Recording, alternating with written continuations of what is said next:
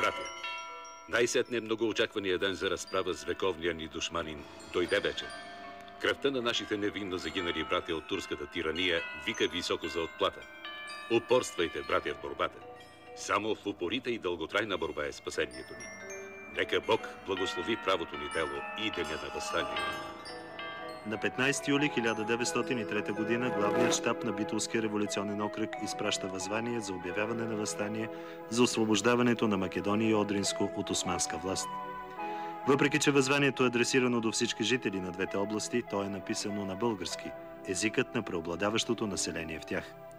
Вдъхновители и организатори на въстанието са дейците от вътрешната Македоно-Одринска революционна организация. Тяхната цел била извоюване на автономия за двете области, която в последствие да даде възможност за обединяването им с България. Разисква се дълго върху целта на организацията и се спряхме върху автономията на Македония с предимство на българския елемент. Не можехме да възприемем гледащето за пряко съединение на Македония с България, защото виждахме, че той ще срещне големи мъчноти поради противодействието на великите сили и аспирациите на съседните малки държави и Турция. Минаваше ни през ума, че една автономна Македония сетне би могла по-лесно да се съедини с България. Казва първият председател на вътрешната Македоно-Одринска революционна организация, доктор Христо Татарчев, а един от основателите на организацията Даме Груев категорично заявява: ние сме българи и всякога работим и ще работим за обединението на българщината.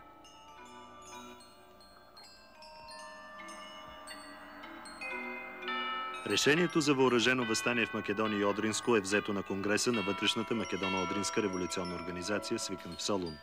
В началото на януари 1903 година в известната българска гимназия тук се събира Централният комитет на организацията начело с Иван Гарванов и 12 представители на отделните райони: Цариград, Одрин, Сяр, Кукуш, Солун, Гевгели, Воден, Велес, Скопие, Струмица, Битоля, Радовиш. Те решават през лятото на настъпващата 1903 година да бъде обявено повсеместно въстание в Македония и Одринско. Според решението на Конгреса, няколко месеца по-късно, всеки революционен окръг трябвало да проведе свои окръжни конгреси, на които да се обсъдят конкретните действия на въстанието. Два конгреса се оказват исторически. Представителите на Битолския революционен окръг се събират в родното село на Даме Груев, Смилево, и решават въстанието в Македония да бъде обявено на Илинден, 20 юли нов стил, стар стил 2 август.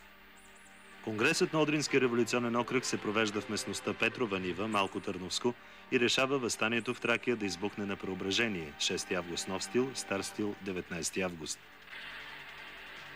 На 2 август 1903 година селският свещеник на битолското село Смилево освещава знамето на Битолския революционен окръг. Над 200 въоръжени мъже нападат местния турски гарнизон. Започва въстанието за освобождението на Македония. През нощта на 2 август въстават и останалите околии на Битолския революционен окръг: Крушевско, Демир-Хисарско, Преспанско, Охридско, Костурско, Леринско, Прилепско и Кичевско. В един от въстанническите центрове, Крушево, е установено смесено управление на местното население, включващо българи и власи, известно в историята като Крушевската република. Не по-малко героична е и борбата в Странджа, където въстават Малко Търновско, Бонар-Хисарско и Лозенградско. Навсякъде вътрешната Македоно-Одринска революционна организация отправя апели към въстанието да се присъединят и другите народности – гърци, власи, турци, за да се борят заедно срещу властта на султана. Обект на специална закрила е мирното мюсюлманско население. Но въпреки това в Илинденско-Преображенското въстание участват само българи.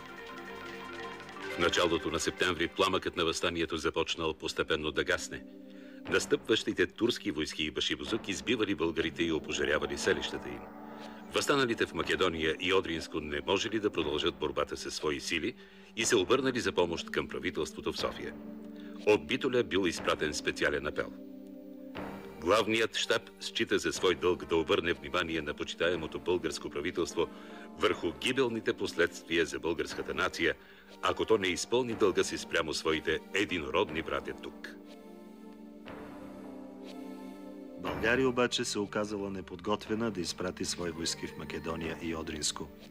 Имало опасност страната да попадне в международна изолация и да бъде заплашена от война с всичките си съседи, ако окаже помощ на своето население в двете области.